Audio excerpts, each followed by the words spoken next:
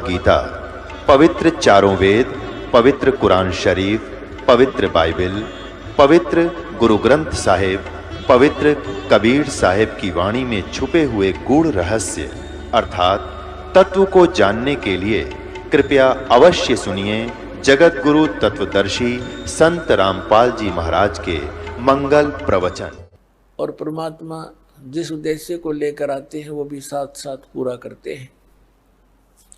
जैसा कि वेद गवाही देते हैं कि वो परमात्मा सतलोक से चलकर आता है, अच्छी आत्माओं को मिलता है, उनको ज्ञान देता है,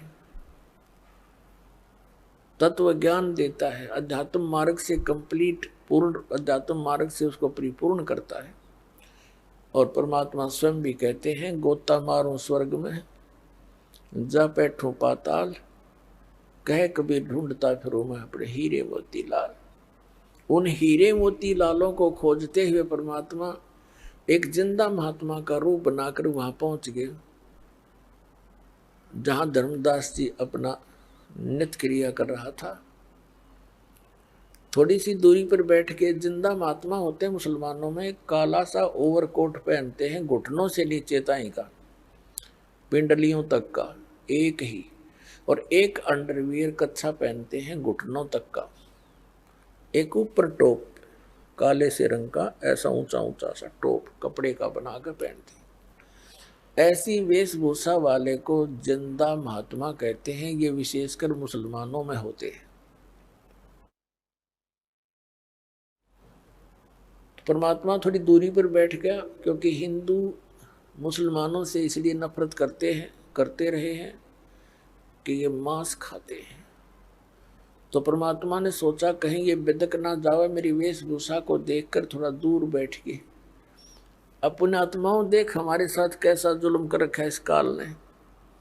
हमारे पिता ने हमारे निकट आते हुए डर लग रहा है, कहीं मेरा बच्चा और दूना ना गर्क हो जाए। जैसे बच्चा डूबने जा रहा हो और को निकालने के लिए कोशिश करता है, तो उसने ये भी ध्यान रखना पड़ता कि आगे और ना चला जाए ये बालक, गहरे पानी में डूब ना जा।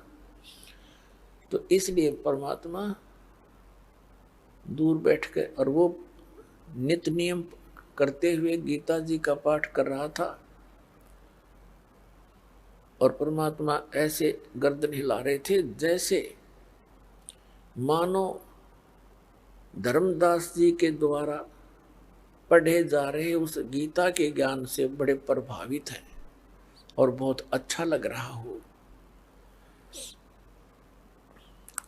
धर्मदास जी ने देखा कि ये मुसलमान होकर के हमारी गीता के ऊपर कितना आसक्त है।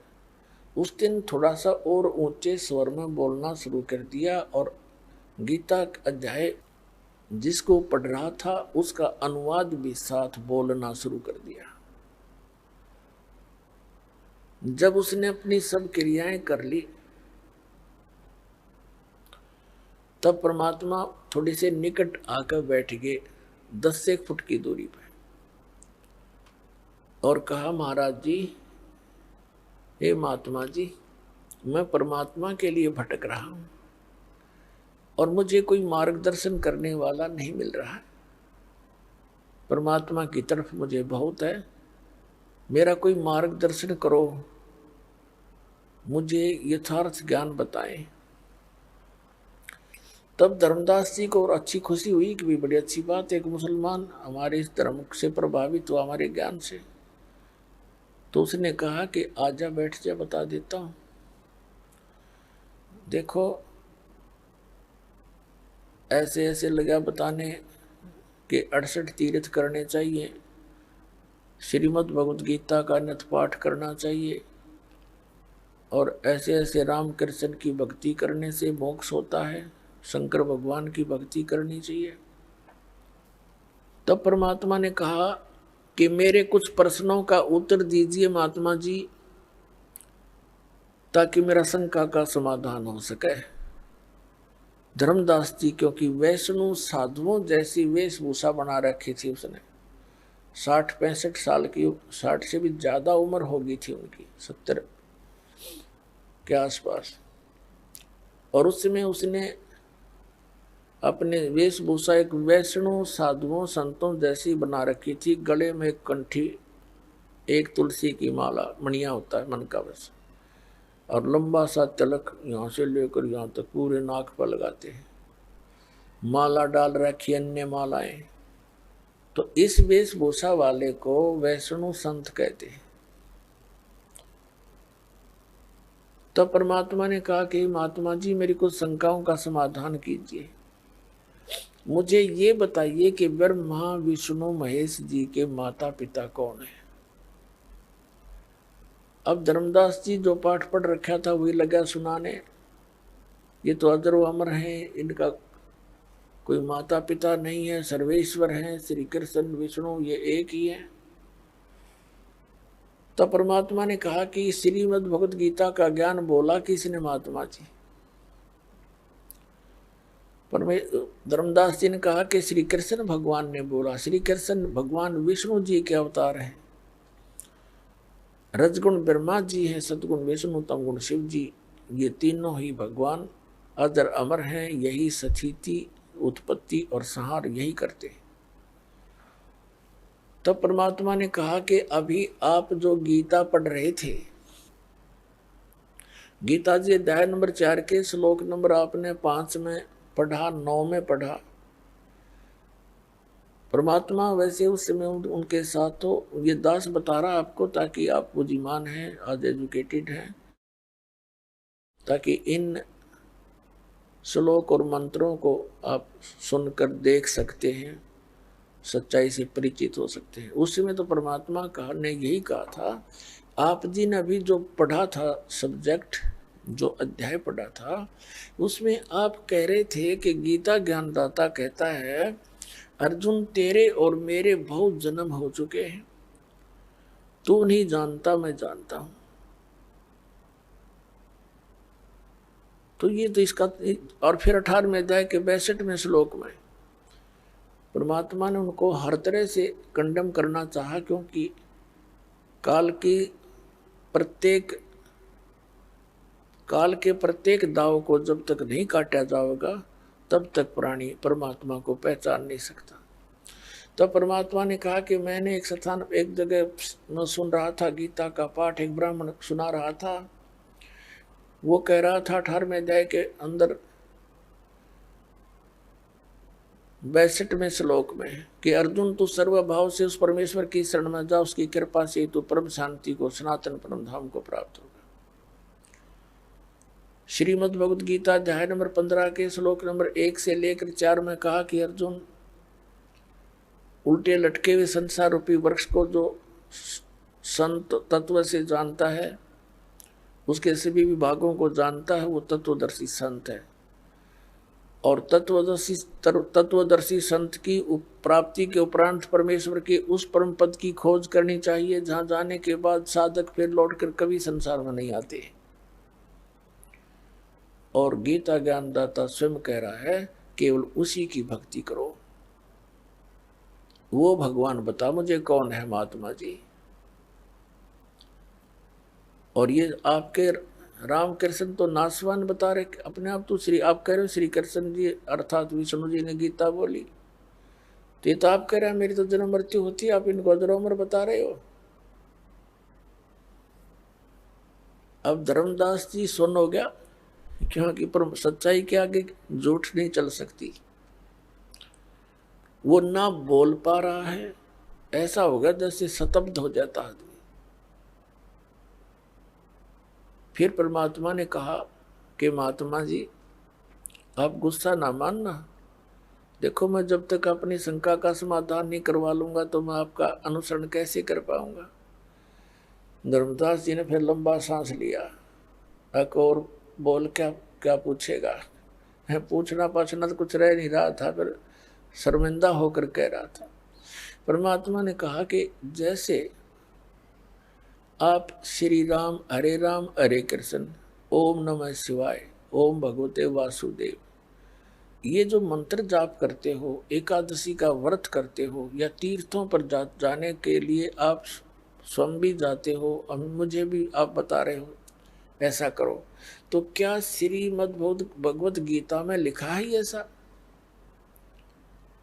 कि नहीं, इसमें तो कहीं नहीं लिखा। धर्मदास बोला। तो परमात्मा ने कहा कि एक किसान था और उसको वृद्ध अवस्था में 60-70 वर्ष की उम्र में पुत्र प्राप्त हुआ।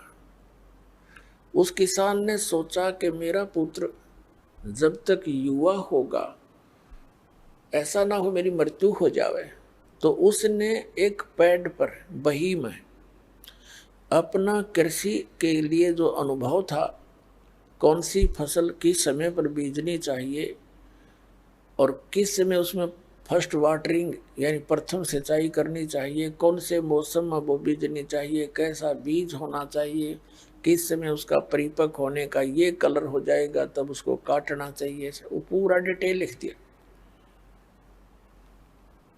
और उसकी पिता की मृत्यु होगी, पुत्र युवा हुआ। अब वो पुत्र उस अपने पिता की उस बही को, पैड को, अनुभव को डेली पढ़ लेता है, 1 पृष्ठ या 2 पृष्ठ। और जैसा उसके पिताजी ने मार्गदर्शन कर रखा, इसकी बजाय वो और ही क्रियाएं, उसमें और ही फसल बो रहा है। जैसे बोने के लिए लिखा है गेहूं और बो रहा है भांग, तो वो कैसी समझदारी कर रखी है उसने। उस बच्चे का क्या कर्तव्य बनता है धर्मदास जी, मुझे बताइए आप। क्या उसका कर्तव्य नहीं बनता जो पिता ने उसमें लिख रखा है बही में, बेड पैड में, उसके अनुसार उसका पॉइंट टू पॉइंट फॉलो करे। धर्मदास जी कहते हैं हाँ बिल्कुल सही है ना, तो मूर्ख हो तो मूर्ख है, फिर क्या पाओगा इसने। तो परमात्मा ने कहा ऐसे ही मूर्ख तुम लगे मुझे। आपके परमात्मा ने लिखा है कि इसमें कोई मंत्र वो जाप करना ही नहीं। 8वें अध्याय के 13वें श्लोक में लिखा कि ओम इति एकाक्षरम ब्रह्म विवरण माम अनुसमण यह परियाति तदंदेहम से आती परमाम गति। अब गीता ज्ञानदाता कहता मेरा केवल एक मंत्र, एक ओम मंत्र है, नथिंग एल्स। इसके अतिरिक्त और कोई मंत्र मेरा नहीं है। और गीता अध्याय नंबर 16 के श्लोक नंबर 23-24 में कहा है कि शास्त्र विधि को त्याग कर जो मनमानी पूजा करते, मनमाने जाप करते हैं, मनमाना आचरण करते हैं, उनको न तो कोई सुख हो, न उनकी गति हो, न ही सिद्धि प्राप्ति हो। इससे तेरे लिए अर्जुन कर्तव्य और अकर्तव्य की व्यवस्था में सदग्रंथ ही प्रमाण है। तो वो खुद कहते हैं, परमात्मा खुद कह रहे हैं आपके कि गीता के अंदर जो लिखा है, सदग्रंथों में, वेदों में जो लिखा है, इसके अनुसार जो साधना करता है वो तो ठीक है। इसको त्याग कर अपने मनमानी पूजाएं करता है, आचरण करता है, नाम जाप करता है, तो वो यूजलेस है। अब धर्मदास जी के तो पसीने आ गए। और ये पुराना रंग 20, 30, 50 वर्ष से फिर पूरे समाज के अंदर जहां भी जाते हैं एक ही जैसी लोकवेद कथाएं होती हैं। किसी को कोई ऑब्जेक्शन ही नहीं होता, सभी उसको सेट हो जाते हैं। जो भी जिस धर्म में, मजहब में जन्मा है उसका बहुत बड़ा समुदाय होता है और पूरे क्षेत्र में वही पूजाएं, उसी तरह की विचारधारा बनी रहती है। फिर उसमें ऑब्जेक्शन नहीं होता किसी को। और उसमें आकर के कोई सच्चाई बताने की चेष्टा करता है तो विरोध का एक तूफान बन जाता है। तो ये सब काल का ही जाल है। तब परमात्मा ने, जब उसने देखा, धर्मदास ने, आदरणीय धर्मदास साहिब जी ने देखा कि यो तो भाई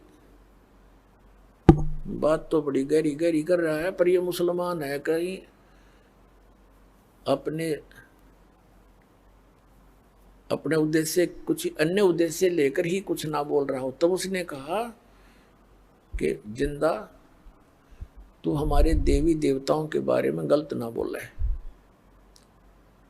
और हम तो यही पूजाएं करेंगे, और हम जीव हिंसा नहीं करते। तब परमात्मा ने देख लिया कि काल आ बैठे इसकी मति में। एकदम अंतर ध्यान हो गए भगवान, सामने से अदृश्य हो गए। धर्मदास जी एकदम भयभीत हो गए और फिर उसको विचार आने लगे कि सारी सच्ची बता रहे थे तो देख मैं कैसा नालायक हूं, ये भगवान मुझे माफ कर दो। अब उनने तो वो ऐसा कंडेम कर दिया मालिक ने उस ज्ञान से कि जो साधनाएं वो कर रहा था उसकी रुचि नहीं बड़ी उनको करने में, क्या करे उसको। अब श्याम होगी इसी चिंतन में रहा कि और सोच ये कह रहा मन मन में रो रहा कि भगवान एक बार फिर आ जाओ, एक बार दर्शन दे दो, मैं आपकी सारी बात सुनूंगा। मैं पापी आत्मा हूँ, देख कैसी अच्छी बातें बता रहे थे और मैंने स्वीकार नहीं किया। मैं कितना नीच नालायक व्यक्ति हूँ। अपने आप को कोस रहा था, सारी रात करवट लेकर काटी, सुबह वो क्रियाएं करने की रुचि बनी नहीं। सुबह उठकर लगा फिर खाना बनाने। खाना बनाने के लिए शाम को लकड़ियां ला के रख लेते थे। उसने तो पूरा स्टॉक रखा था, क्यों हफ्ता 10 दिन का वहाँ टूर प्रोग्राम था उसका। तो उसमें कुछ गिल्ली लकड़ियां भी थी, कुछ सूखी भी थी। एक मोटी लकड़ी लगा के, सहयोगी लकड़ी लगा के अग्नि जला दी, रोटी लगा बनाने। अपनी दाल भात जो भी बनाना था वो बना रहा था। अब लकड़ी जलती हुई आगे को बढ़ रही थी। सूर्य उदय हो गया। सूर्य की रोशनी में जब धर्मदास जी ने क्योंकि सूर्य उदय होने से पहले उसने अपनी क्रिया शुरू, रोटी बनाना शुरू कर दिया था जब थोड़ा सा रोशनी था। और फिर रोशनी अच्छी होगी तो उसने क्या देखा कि चूल्हे में जलती हुई लकड़ी वो साथ आ गई, बिल्कुल निकट आ गई चूल्हे के पास, और वो बीच से खाली थी, थोथी लकड़ी जलती हुई। वो लकड़ी के पिछले हिस्से पर एंड पर एक तरल पदार्थ उबल रहा था। उस थोथी लकड़ी के चारों तरफ का जो एंड के ऊपर सुराख था, उसके थोड़ी सी गिल्ली लकड़ी होती है तो उसमें ऐसी व्यवस्था बन जाती।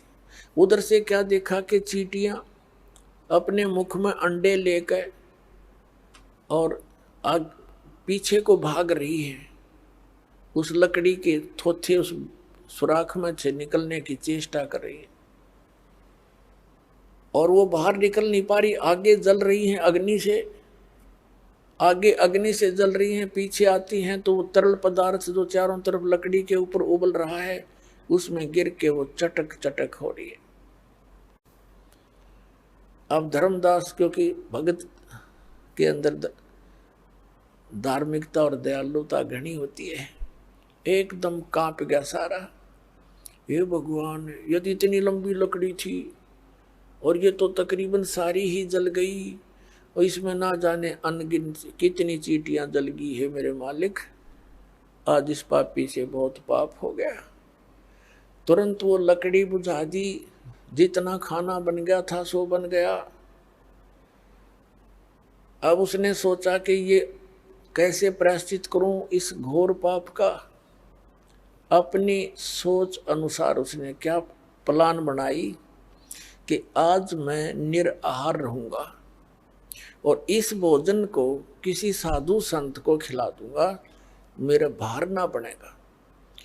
ये उद्देश्य लेकर रख के सारी उस भोजन को थाली में चल पड़ा साधु की तलाश में। परमात्मा कहते हैं सोचल सिद्धर मैं करूं अपने जन के काज। एक साधु रूप बना करके, लाल कपड़े वालों को हिंदू धर्म में साधु मानते हैं, और बैठ के एक वृक्ष के नीचे धर्मदास जी की दृष्टि पड़ी तो तुरंत उनके पास जाकर प्रणाम किया, भोजन रख दिया। महाराज जी भोजन पा लो, भूख लगी होगी। परमात्मा ने कहा हाँ धर्मदास भूख लगी है, रख दो भाई। अब वो देख रहा है कि ये आदमी जाना पहचाना सा भी लग रहा है, पर मुझे कैसे जानता है। फिर उसने सोचा धर्मदास जी ने कि मैं बहुत भंडारे करता रहता हूँ, साधु संत आते रहते हैं, तो किसी भंडारे में आया होगा, देखा होगा, मैंने भी इसको देखा होगा। तो परमात्मा ने क्या किया, एक लोटा रखा था अपने जल का, उस जल में, लोटे में से थोड़ा जल लिया चुल्लू में, और कोई मंत्र बुदबुदाया, और जितना भी भोजन था उसके छींटे मार दिए जल के। क्या दिखता है, देखते ही देखते सभी सारे भोजन की चींटी बन गई, और प्रत्येक के मुख में अंडे सफेद सफेद। तब परमात्मा उसी रूप में आगे जिंदा वाले महात्मा का रूप बना लिया जेठिस, और कहा, रे कसाई, ए धर्मदास, कल क्या कह रहा था तू कि हम जीव हिंसा नहीं करते, तेरे से तो कसाई भी अच्छा, और ऐसे पाप के भोजन को मुझे खिलाने वाला था। सारी थाली काली होगी, चींटियों से भरगी, वो बाहर निकलने की चेष्टा कर रही है थाली से। तब परमात्मा उसी रूप में आए तो धर्मदास चरणों में गिर गए और बुरी तरह रोने लगे कि हे भगवान, मुझसे गलती होगी, माफ करो मेरे दाता, मेरा तो सब कुछ उजड़ गया था, मेरी नालायकी थी दाता, क्योंकि पिछला रंग जल्दी सी उतरता नहीं। हे भगवान, हमारा बहुत दिनों से रंग चढ़ा हुआ था, आप सारी सत्य कह रहे थे और मेरी आत्मा मान रही थी, पर मन बकवाद करे था, माफ करो मेरे दाता। परमात्मा ने कहा ठीक है भाई। अब फिर परमात्मा ने उसको सारी सृष्टि रचना सुनाई, ब्रह्मा विष्णु महेश की सतिथि से परिचित करवाया, तो काफी अच्छी तरह सुना उसने। लेकिन फिर भी ये मन बड़ा उस्ताद है, प्रश्न करता ही रहा वो। धर्मदास जी ने कहा कि भगवान, हमने सुना है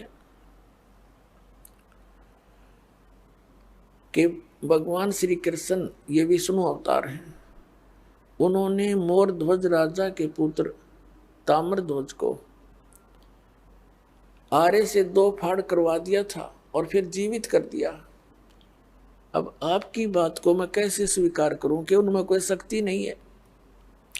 तब परमात्मा ने कहा, बेटा मैं ये नहीं कह रहा कि इनमें शक्ति नहीं है, पर इनसे मोक्ष नहीं है, जन्म मृत्यु ना आपकी समाप्त हो सकती, ना इन तेरे भगवानों की हो सकती। अब परमात्मा ने कहा कि देखो,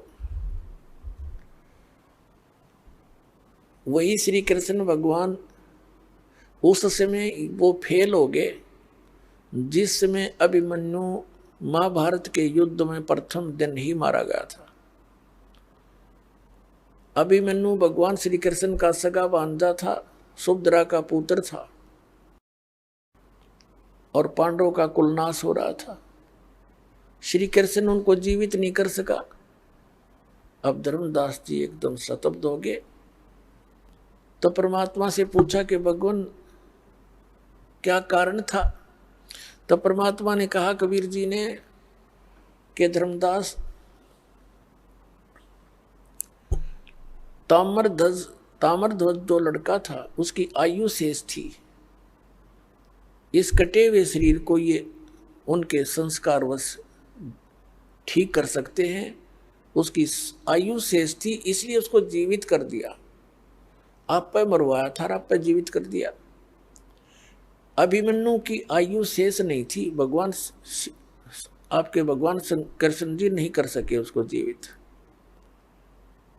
और एक परमात्मा परम अक्षर ब्रह्म है जिसकी मैंने कथा सुनी है। और मेरे गुरु धर्मदास जी ने पूछा कि आप फिर आपको ज्ञान कहाँ से हुआ महात्मा, जिंदा महात्मा, कि एक कबीर नाम के महापुरुष परमात्मा सतगुरु आए हुए हैं, उस सतगुरु ने मुझे ये ज्ञान बताया है और उसी से मैं आपको आगे ये जानकारी दे रहा हूं। तब धर्मदास जी ने कहा कि भगवान, आप सृष्टि रचना आपने सुनाई और सतलोक की महिमा बताई, मुझे वहां के दर्शन कराओ, तब मेरा विश्वास दृढ़ हो। परमात्मा बोले, भाई बात सुन, जब मैं आपको बता रहा हूं, मैं तुझे विधि बताऊंगा जो मैंने अपने गुरुदेव से प्राप्त है, और उसकी तू साधना कर। जब तू शरीर छोड़ के जाएगा वहीं पहुंच जाएगा, ऐसा हठ नहीं करना चाहिए। तो फिर उसने कुछ और ऐसे ही अटपट बातें कर दी और शंकाएं बहुत पैदा कर ली। तब परमात्मा फिर अंतर ध्यान हो गए और फिर लगा बुरी तरह रोने। फिर धर्मदास जी रोते हुए वापस चल पड़े अपने बांधवगढ़ की तरफ। अब घर पर जब पहुंचे, उसकी पत्नी बड़ी धार्मिक थी। आमनी देवी ने कहा कि भगत जी, आपने तो बहुत लंबा टूर प्रोग्राम बना रखा था, इतने शीघ्र कैसे आगे वापस? तब धर्मदास जी रोते हुए बुरी तरह रो रहे थे। ऐसे रो रहे थे जैसे कोई निजी व्यक्ति की मृत्यु हो जा। बोला नहीं जा रहा था, कंठ रुंध गया था। उसकी पत्नी ने सोचा कि भगत जी का किसी ने धन लूट लिया। जो ये पैसा अपने रास्ते का खर्च लेकर गए थे, किसी ने लूट लिया, और ये न्यू रो रहा है कि मैं कंजूस टाइप हूं थोड़ी सी। क्योंकि धर्मदास जी खुले दिल से धर्म क्या करते थे, वह टोक टाक देती थी कि इतना खर्चा नहीं करा करते, बालक भी पढ़ते हैं। तो उसने अपने आप सोच लिया कि कहीं ये इसलिए दुखी हो कि मैं इसकी प्रत्येक क्रिया में बाधा बना करती थी, और आज इसकी दशा देखकर मुझसे रहा नहीं जा रहा। तो रोते हुए कह रही है, उस रोते हुए को देखकर कहने लगी कि आपका भगवान ने घना धन दे रखा है, आप क्यों चिंतित होते हो? किसी ने धन चुरा भी लिया तो आप दोबारा ले जाओ। काफी देर के बाद धर्मदास जी थोड़ा सा नॉर्मल से हुए। फिर बताने लगा कि आमनी, यदि मेरा धन, भौतिक धन खत्म हो जाता तो मैं नहीं रोता। आज मेरा वो धन चला गया, शायद मुझे नहीं मिले, और वो मिलेगा नहीं, मैं जीऊं नहीं। आमिन जी ने फिर पूछा, सारी कहानी बता दी। आमिनी जी ने कहा कि आप एक व्यापारी होकर के और सौदा चूक गए। तब धर्मदास जी कहता कि जीवन में पहली बार चुका हूं मैं, इसलिए रो रहा हूं। मैं कितना नालायक हूं। सारी कथा सुनाई, सारी कहानी बताई। 6 महीने बीत गए ऐसे ही रोते हुए, और ऐसे बैठ जाए बाहर गली में आकर के, ऐसे देखते रहे जैसे भीलनी ने इंतजार की थी श्री राम के आने की। कोई भी साधु संत गली या कहीं पर दिखाई देता, उठकर चल पड़ते नंगे पैरों पहचानने के लिए। नहीं मिलते तो वापस मायूस होकर बैठ जाते।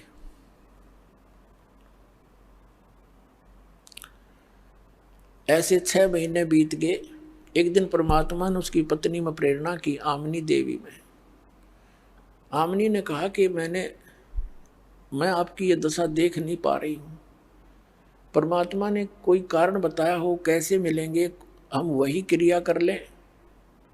तब धर्मदास जी को याद आया, भगवान ने कहा था कि जहाँ भी धार्मिक अनुष्ठान होते हैं वहाँ मैं पहुँच जाता हूँ, नहीं तो ये काल ये धार्मिक अनुष्ठान होने नहीं देता, चाहे वो कैसे भी कर रहे हैं। मैं चाहता हूँ आस्तिक बनी रहे, काल चाहता ये नास्तिक हो जाए। तब आमनी ने कहा कि आप भंडारा कर दो। आमनी ने 1 दिन का कहा, उसने 3 दिन का रख दिया। अब 2 दिन बीत गए। भंडारे में भगत संत जन आ रहे हैं, भोजन खा रहे हैं, जा रहे हैं, दक्षिणा ले रहे हैं। अब तीसरा दिन भी दोपहर की बात हो गया। अब वो महात्मा नहीं आए तो धर्मदास जी ने फाइनल फैसला कर लिया कि हे परमात्मा, यदि आज दर्शन नहीं दिया, आपका दास संसार में नहीं रहेगा। आज मैं आत्महत्या करूंगा। थोड़े से भक्त शेष रह रहे थे भोजन करना, तकरीबन सब भोजन करके चले गए थे। परमात्मा ने देख लिया आज यो पक्का मरेगा। एक कदम के पेड़ के नीचे जो वहां से 100 फुट की दूरी पर था भंडारा चल रहा था, उसी साथ महात्मा वाले जिंदा के रूप में आकर विराजमान हो गए। धर्मदास की दृष्टि पड़ी, भागा गए, दौड़े दौड़े, देखा सचमुच तो वही है, और सीने से लग गए नु पग चपट गए, कति ये भगवान अब के छोड़ के ना चाहिए। एक नु देखे मुंह की तरफ और रोवा बुरी तरह। तो परमात्मा को घर ले आए, आमनी जी से कहा कि आजा मेरा धन पा गया। दोनों ने एक एक पैर पकड़ लिया। आमनी जी ने कहा कि भगवान ये आपका बच्चा बड़े नरम दिल का है, इसकी इतनी कड़ी परीक्षा नहीं लेनी चाहिए थी। परमात्मा ने कहा बेटा यू काल का वकील बन रहा था और एक नहीं मानना था, मैं सारी सच्ची कहूं था। अब इसको मैंने ताव दिया है, ये लोहा गर्म कर दिया इसका, अब जो चोट मारूंगा वह ठिकाने लगेगी, इसलिए इसको 6 महीने का ताव देना पड़ा। फिर परमात्मा ने दोनों को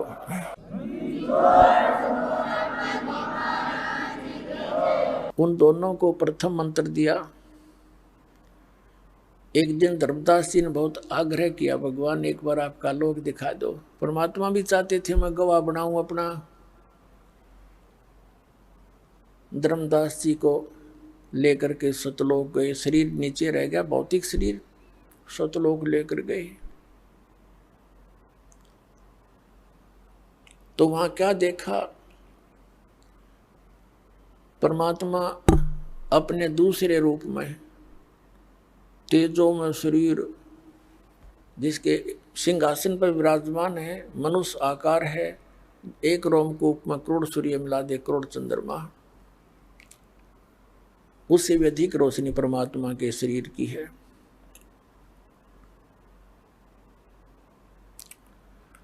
अब धर्मदास जी ने देखा भी महात्मा तो भगवान तो ये होगा और ये नौकर होगा जिंदा यहाँ का।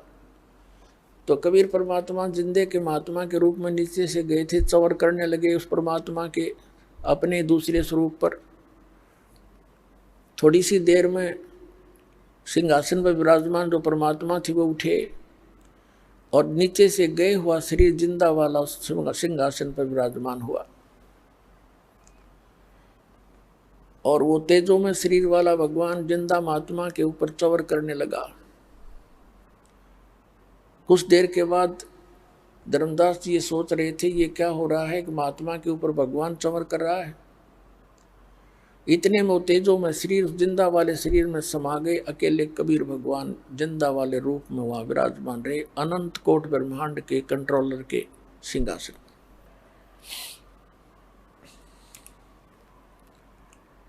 फिर परमात्मा ने कहा कि जाइए धर्मदास नीचे जाओ और मेरी इस सारी महिमा से तू जनता को परिचित कराओ। तब धर्मदास जी ने कहा था कि भगवान मुझे यही रख लो दाता, कर ना भेजो मुझको उस गंदे लोक में। तब भगवान ने कहा बेटा जाना पड़ेगा, क्योंकि तुम भक्ति युक्त थे, अब भक्तिहीन हो चुके हो। मैं तुम्हें सतनाम दूंगा, सारनाम दूंगा, उसकी साधना करके तुम वापस आ सकते हो, वैसे यहाँ ठिकाना नहीं। कहने का भाव ये, मालिक के कहने से वापस शरीर में आया। तीसरे दिन पूरे परिवार रिश्तेदार इकट्ठे हो गए, बेहोश पड़ा, सब इलाज ट्रीटमेंट जंतर मंत्र भी करा लिए। जब धर्मदास जी उठे एकदम देखा कि महात्मा जी कहाँ हैं, सामने नहीं पाए उनको। उठकर चल पड़े कि काशी में बता रहे थे, मैं काशी में रहता हूँ, जुलाई का काम करता हूँ, कबीर मेरा नाम है। अब काशी में जाकर देखिए वही सूरत, और चरणों में गिर गए परमात्मा के। सतलोक में जो देखा हुआ आंखों देखा वर्णन कबीर सागर के अंदर वर्णित किया, परमात्मा की आंखों देखी वाणी का। तो पुण्यात्माओं, जिस नाम से उन महापुरुषों का कल्याण हुआ, जैसे आदरणीय नानक साहिब जी को भी परमात्मा ऐसे लेकर गए थे, फिर उनको छोड़ा था, उन्होंने कहा था भाई सूरत मुल्क की वेश ए ठगवाड़ा ठगी देश खरा सियाणा बहुता बारी धान के रूप रहा करता। तो पुण्यात्माओं सौभाग्य आपका, आपको परमात्मा ने वही मंत्र उपलब्ध कराए। धन्य आपके माता पिता जिनसे जन्म हुआ। बोलो सतगुरुदेव।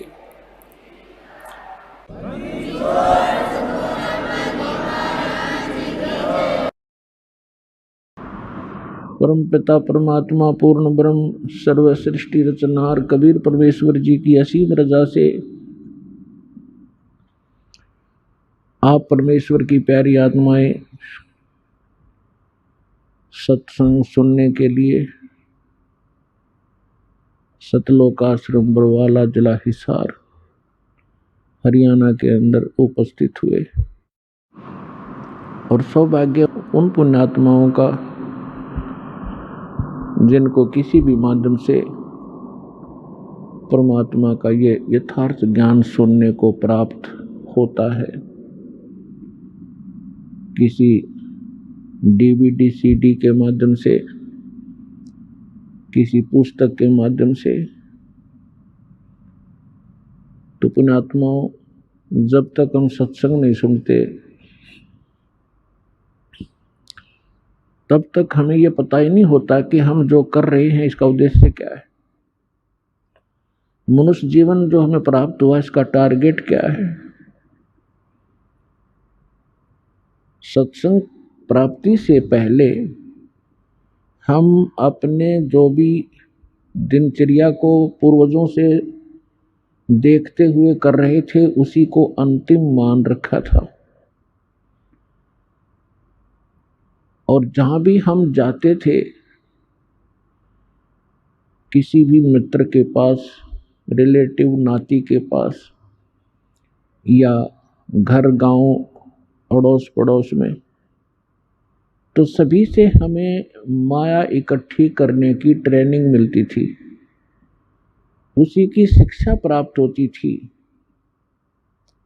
जिस कारण से हमने माया ही इकट्ठी करना एक टारगेट बना लिया था, जीवन का उद्देश्य मान लिया था।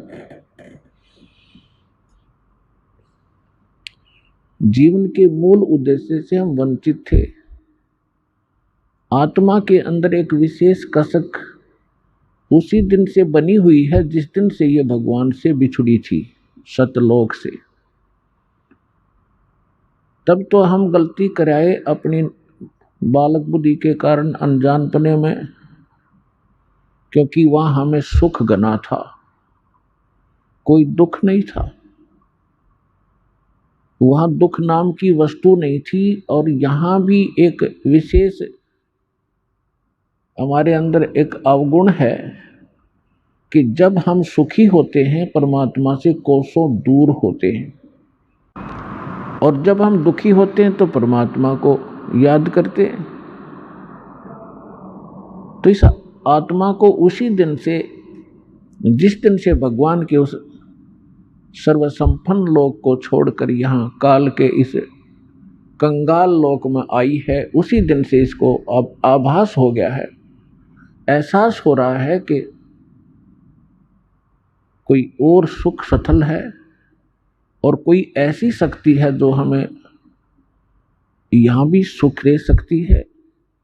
और एक मोक्ष शब्द भी हमने सुन रखा है सदग्रंथों से और इन काल के भेजे हुए दूत संतों से, और मोक्ष भी वो दे सकता है। तो जो हम अपने मनुष्य जीवन का उद्देश्य लेकर जी रहे थे सत्संग सुनने से पहले, उसके साथ साथ आत्मा भी अपना काम अवश्य कर रही थी, वो रुक नहीं रही थी। कोई ना कोई भक्ति साधना वो कर रही थी परमात्मा के लिए। चाहे कोई परंपरागत कोई व्रत रख रहा था, देखा देखी, कोई भगवान शिव को पूज रहा था, तो कोई भगवान विष्णु को, कोई भगवान राम और श्री कृष्ण को, या कोई देवी देवताओं मंदिर मूर्ति अवश्य पूजा कर रहा था।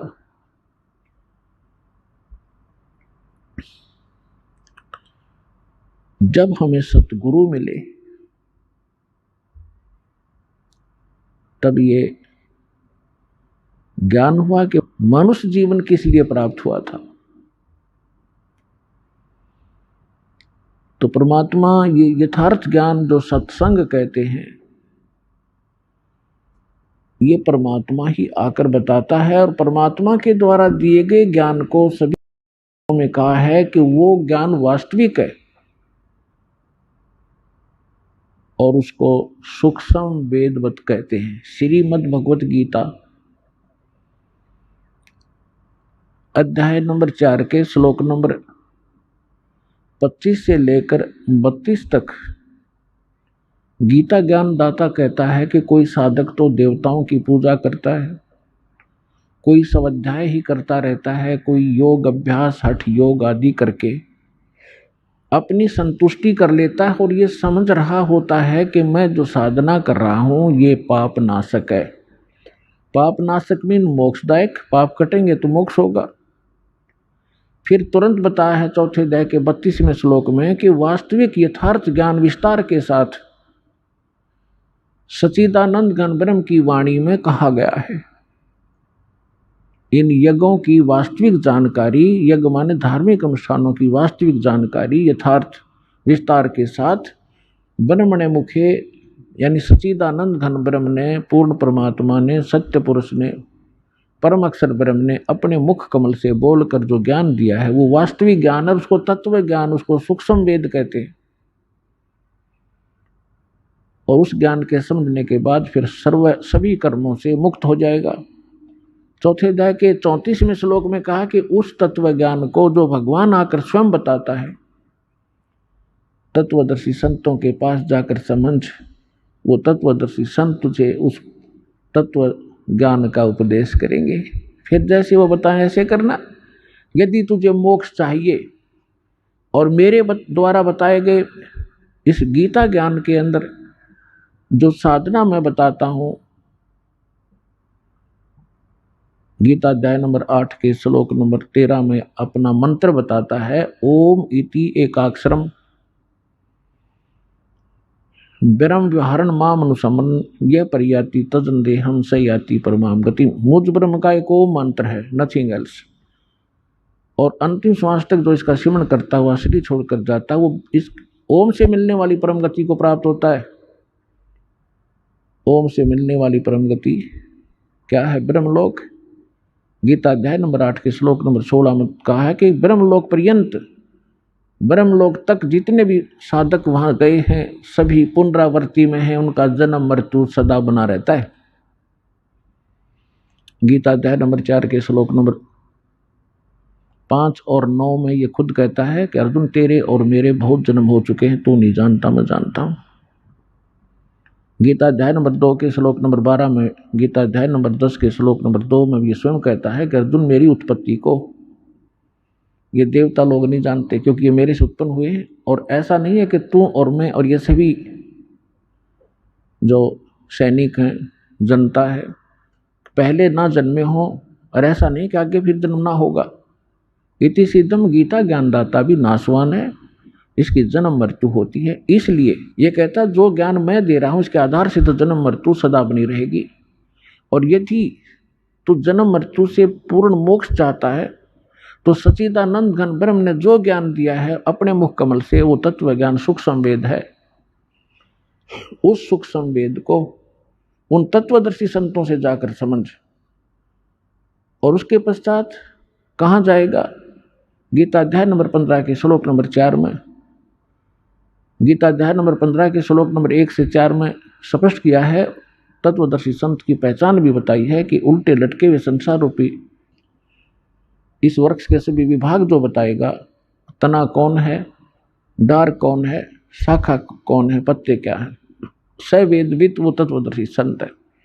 उसके पश्चात परमेश्वर के उस परम पद की खोज करनी चाहिए जहाँ जाने के बाद साधक फिर लौट कर कभी संसार में नहीं आती, उनका पूर्ण मोक्ष होता है। गीता अध्याय नंबर 18 के श्लोक नंबर 62 में कहा कि अर्जुन तू सर्वभाव से उस परमेश्वर की शरण में जा, सच्चिदानंद घन ब्रह्म की शरण में जा, उसकी कृपा से ही तू परम शांति को और सनातन परम धाम को प्राप्त होगा, जहां जाने के बाद फिर लौटकर कभी संसार में जन्म मृत्यु में नहीं आएगा। तो जो प्रसंग चल रहा है कि यथार्थ ज्ञान परमात्मा ही स्वयं आकर बताते हैं, वो परम अक्षर ब्रह्म। चारों वेदों में और चारों वेदों का निष्कर्ष श्रीमद् भगवत गीता में, इनमें इनकम्प्लीट नॉलेज है, इनकम्प्लीट स्पिरिचुअल नॉलेज है, आध्यात्मिक ज्ञान है। जैसे मैट्रिक तक का जो सिलेबस होता है वो गलत नहीं होता, लेकिन वो MA BA और BSc में काम नहीं आता। इनकम्प्लीट है लेकिन गलत नहीं है। तो हमने पूर्ण मोक्ष के लिए उस सूक्ष्म वेद की आवश्यकता पड़ेगी। यजुर्वेद अध्याय नंबर 40 के श्लोक नंबर 10 मंत्र नंबर 10 में कहा है कि कोई तो परमात्मा को संभवात माने जन्म ले उत्पन्न होने वाला मानते हैं, जैसे श्री राम और श्री कृष्ण आदि 8-9 जितने अवतार हम मानते हैं ऐसे, और कुछ उसको असंभवात कहते हैं कि वो जन्म कभी लेता ही नहीं, निराकार है। परमात्मा कैसा है, साकार है या निराकार है, वो जन्म लेता है या नहीं लेता है, इसकी जानकारी तत्वदर्शी संत बताते हैं, उनसे सुनो। यानी वेद ज्ञान और गीता ज्ञान एक है। इसी प्रकार कुरान शरीफ के अंदर सूरत फुरकानी 25 आयत 59 से 52 में यही स्पष्ट किया है कि जिसने 6 दिन में सृष्टि रची और 7वें दिन तख्त पर जा बैठा, वो पूर्ण परमात्मा कबीर है, अल्लाह कबीर है। उसकी जानकारी किसी बाखबर से तत्वदर्शी संत से पूछ लो तो कुरान शरीफ का ज्ञानदाता भी उस परमात्मा के बारे में परिचित नहीं है, ऑप्शन छोड़ देता है। इसलिए कुरान शरीफ का ज्ञान भी इनकम्प्लीट है, रॉन्ग नहीं है। अब सूक्ष्म वेद में क्या बताया है, परमेश्वर से प्राप्त ज्ञान के आधार से श्री आदरणीय गरीबदास साहिब जी ने ऋग यजुर्साम अथर्वणम ये चारों वेद चतुर्भंगीरे, सूक्ष्म वेद साहेब का बाचे सोए कहिए सतसंगी रे। ऋग यजुर्साम अथर्वण ये चारों वेद चित्तभंगी रे, ये आपको यथार्थ ज्ञान ना दे करके आपके मन को भ्रमित किए रहते हैं, शंकाओं में डाले रहते हैं, क्योंकि ये इनकम्प्लीट नॉलेज है। और सूक्ष्म वेद साहेब का बाँचै सोए कहिए सतसंगी रे। तो सूक्ष्म वेद में परमात्मा ने स्वयं आकर के क्या बताया है, मानुष जन्म दुर्लभ है मिलन बारंबार, तरवर से पत्ता टूट गिरे वो बहोर न लगता डार। मानुष जन्म पाए कर जो नहीं रटे हरि नाम, जैसे कुआं जल बिना फिर बनवाया क्या काम। आइए अब हम उन श्रद्धालुओं के अनुभव जानते हैं जो जगत गुरु तत्वदर्शी संत रामपाल जी महाराज जी से दीक्षा प्राप्त कर चुके हैं तथा उनके द्वारा बताए गए भक्ति मार्ग पर चल रहे हैं। सर नमस्कार। नमस्कार सर। क्या नाम है आपका? हरदेव दास। हरदेव जी कहाँ से आए हैं? ग्राम देवड़ी नानकमता उधम सिंह नगर उत्तराखंड से जी। सर संत रामपाल जी महाराज से नाम दीक्षा कब लिया आपने? 10 जनवरी 2015 में। सर संत रामपाल जी महाराज से नाम दीक्षा लेने से पहले आप क्या भक्ति करते थे? पहले तो हम लोग जो हमारे बुजुर्ग लोग देवी देवताओं की पूजा करते थे, उसके बाद में हम राधा स्वामी पंथ से जुड़े। तो 18 साल हम राधा स्वामी पंथ में पाठ की सेवा वहाँ पे ड्यूटी थी करते थे। राधा स्वामी पंथ से पहले आप जुड़े हुए थे, तो संत रामपाल जी महाराज से नाम दीक्षा लेने की क्या जरूरत आन पड़ी? हम जो है साधना चैनल में सत्संग आता है संत रामपाल जी महाराज का, तो उस सत्संग को हम सुनते रहे, उधर जुड़े हुए थे और सत्संग सुनते सुनते हमें 2 साल हो गया सत्संग सुनते हुए। और उसका हमें ज्ञान हुआ कि हम जो है जो साधना कर रहे हैं वो गलत है, और जो सच्ची साधना है जो है वो और ये वेद और शास्त्रों के हिसाब से जो संत रामपाल जी महाराज जो गुरु जी वो बता रहे हैं महाराज जी वो सही है। आप 18 साल से राधा स्वामी पंथ से जुड़े हुए थे। आपने संत रामपाल जी महाराज का सत्संग टीवी चैनल पर सुना। आखिर संत रामपाल जी महाराज ने आपको ऐसी क्या चीज़ें बताई कि आपकी 18 साल की भक्ति पर प्रश्न चिन्ह खड़ा कर दिया? एक तो जो उन्होंने जो बताया संत रामपाल जी महाराज ने कि जो नाम जो हम लोग जो जप रहे थे वो नाम शास्त्र के विरुद्ध हैं, काल के नाम हैं। और हम लोगों को उन्होंने गुरु ग्रंथ साहब की का जो मंत्र जो सतनाम जो मंत्र है 2 अक्षर का मंत्र वो देते हैं। और जो 5 नाम पंचनाम पंच प्रधान पंच दरगाह पंच प्रमाण यानी कि 5 नाम गुरु ग्रंथ साहब महाराज में दर्ज हैं, वो भी 5 नाम वो देते हैं। पहले शुरू में 5 का बल्कि 7 नाम देते हैं, वो 5 नाम वो हैं 5 प्रधानों के। उसके बाद में सत्य नाम जो है वो 2 अक्षर का नाम गुरु ग्रंथ साहब महाराज में बाला मर्दाना की जन्म साखी में वो समंदर की साखी में वो सतनाम गुरु नानक देव जी महाराज ने क्या कहते हैं कि वो नाम को खुलासा किया है। वो सर, पहले आप राधा स्वामी पंथ से जुड़े हुए थे। आपकी तरह लाखों लोग अभी भी हैं जो उनसे जुड़े हुए हैं। सर, आपको समझ में आ गया कि संत रामपाल जी महाराज जी सही भक्ति बता रहे हैं। जो आप ही की तरह अन्य श्रद्धालु जो वहाँ पर जुड़े हुए हैं वो कैसे समझेंगे? वो क्यों नहीं समझ रहे? आखिर क्या कारण है कि वो अभी भी राधा स्वामी पंथ से जुड़े हुए हैं? या वो सही हैं या आप गलत हैं? वो लोग एक तो पहले नंबर सत्संग नहीं सुनते हैं। दूसरी बात जो ग्रंथ है ज्ञान गंगा पुस्तक वो भी नहीं पढ़ते हैं। कोई भगत ज्ञान देना चाहता है उस ज्ञान को ग्रहण नहीं करते हैं, ना सुनना चाहते हैं। जब कोई ज्ञान सुनेंगे नहीं, उस ज्ञान चर्चा में शामिल नहीं होंगे तो वो लोग कैसे उस ज्ञान को क्या कहते हैं जान पाएंगे कि ये ज्ञान सही है कौन सा। जब आदमी के सामने 2 नोट रखे जाएं, एक असली और एक नकली, अब नकली की उनको पहचान नहीं कि नकली कौन सा है और असली कौन सा है। जब आदमी ये नहीं सोचेगा कि क्या ना नकली कौन सा है, नकली की तरफ ध्यान नहीं देगा तो वो आदमी कभी वो तो नकली को चलाता ही रहेगा। इसीलिए नहीं समझ पा रहे हैं। राधा स्वामी पंथ से जो जुड़े हुए हैं वो नहीं समझ पा रहे हैं। हम लोग भी ये समझाना चाहते हैं, जो हमारे मिलने वाले हैं उनसे हम लोग कहते हैं कि आप जो है हमारे से ज्ञान चर्चा करो और इसमें आप देखो क्या अंतर है इसमें, तो वो सुनना ही नहीं चाहते हैं। सर, और क्या तरीका हो सकता है उन श्रद्धालुओं को समझाने का जिससे वो समझें, आपकी बात को सुनने की कोशिश करें? क्या ऐसा तरीका है आपके पास? क्या आप कोशिशें कर रहे हैं? हम लोग जगह जगह जाके पुस्तक सेवा कर रहे हैं। अपने जो मिलने वाले हैं और रिश्तेदार हैं सभी को पुस्तक सेवा के ज़रिए से हम कह रहे हैं इसे पढ़ो और सत्संग सुनो, तभी आपको ज्ञान होगा। जब तक आप सुनोगे नहीं तो आपको ज्ञान कैसे होगा। तो हमारी कोशिश यही है, सबसे जितने हमारे पंथ से जुड़े हुए हैं राधा स्वामी से और जो हमारे राणा थारू समाज से जो जुड़े हुए हैं रह रहे हैं, सबको हमारे हाथ जोड़ के विनती है कि वो सत्संग सुने और ज्ञान गंगा पुस्तक जो है वो पढ़ें।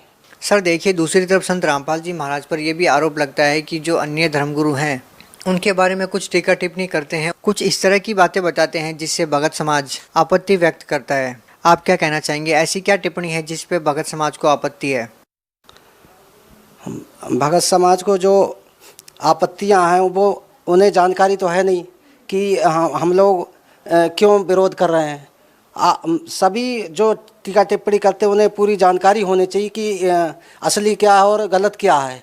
पूरा जान करके तब उन्हें किसी के संत के बारे में कहना चाहिए। ऐसे किसी भी संत के बारे में ऐसे किसी को कहना गलत है। सर देखिए, संत रामपाल जी महाराज के जितने भी समर्थक हैं, उनके फॉलोअर्स हैं, वो इंटरव्यू के दौरान अपने चमत्कार बताते हैं या जो उनको लाभ हुए हैं वो बताते हैं। संत रामपाल जी महाराज से जुड़ने के बाद आपके क्या अनुभव रहे? सर, शुरू में जब हम दीक्षा लेने के लिए जाने वाले थे तो हमारे पास पैसे भी नहीं थे, कम थे। उसके बाद में हमने जो है मालिक से अरदास करी, मालिक पैसे तो है नहीं, अब क्या करें।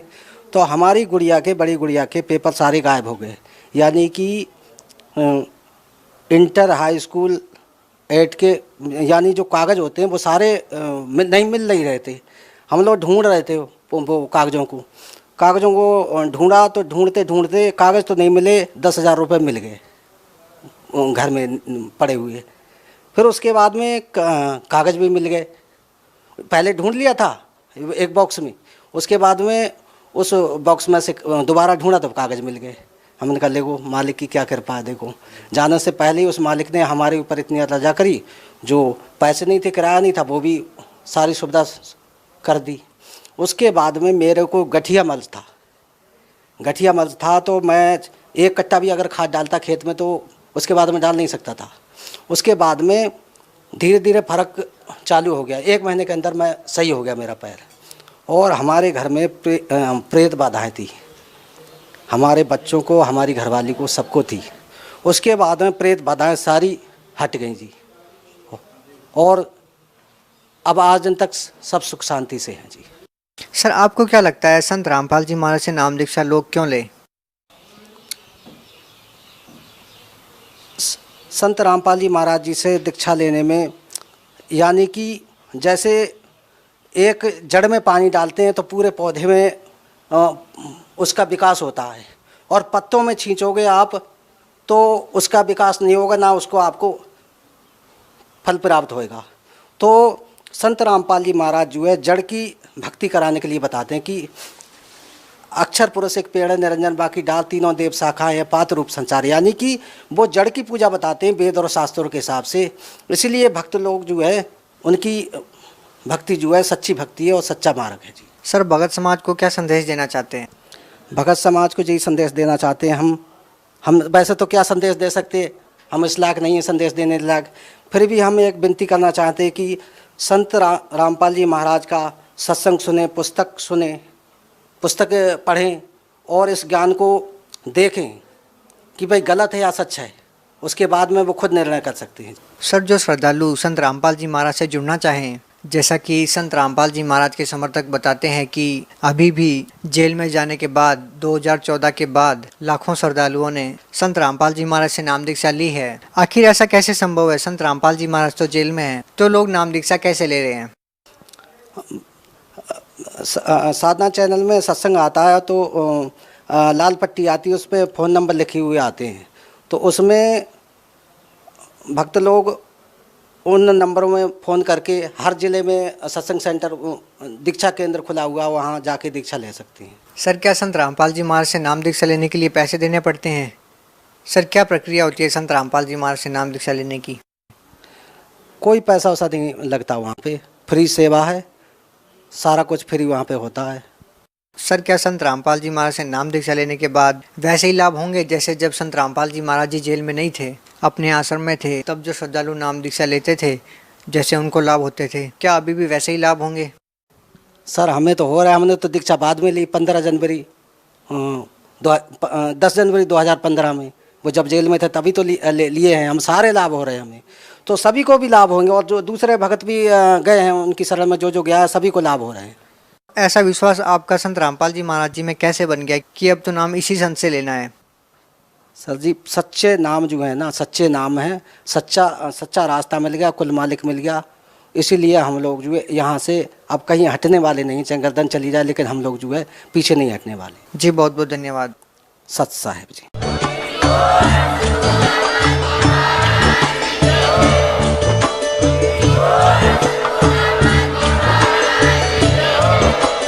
आप सुन रहे थे जगत गुरु तत्वदर्शी संत रामपाल जी महाराज जी के मंगल प्रवचन। अधिक जानकारी के लिए विजिट कीजिए हमारी वेबसाइट www.jagatgururampalji.org। संत रामपाल जी महाराज जी के शुभ आशीर्वाद से पूरे विश्व भर में 500 से भी ज्यादा नाम दीक्षा केंद्र हैं, जिन पर संत रामपाल जी महाराज जी द्वारा ऑनलाइन निशुल्क नाम दीक्षा दी जा रही है। अपने नजदीकी नाम दीक्षा केंद्र का पता करने के लिए संपर्क करें 8222880541।